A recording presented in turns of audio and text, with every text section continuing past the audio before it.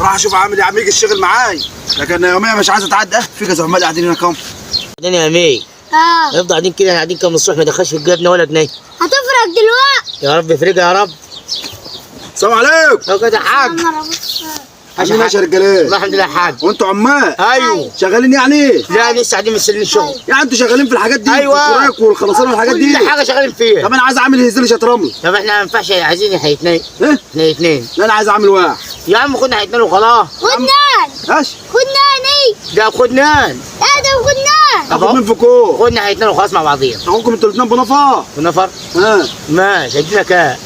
هديكم 50 جنيه. يا عم في نفر عنده 50 جنيه. يلا يا عم رزق لا رزق على الله. هناخد 150. ده هم شبتها عنيزم كده مع بعضين. هناخد 150 جنيه. كم؟ 150. لا خليكم قاعدين. طب خلاص خد ده معاك يا عم وخلاص. هي 50 جنيه ما فيش غيرها. يلا ناخدها واحد ياخد يلا. 25 جنيه. خد شيء، واحد يشيل المازه وواحد يشيل الكرايه. زبون عند البرميل اللي هناك ده. ما انت من حق الصنايعي يدلع العمال. ايوه يلا عند البرميل اللي هناك ده، واستنوني وانا جاي وراكم اهو. ماشي يا معلم. وانا عرفت تهزوا الرمله عز. حاضر.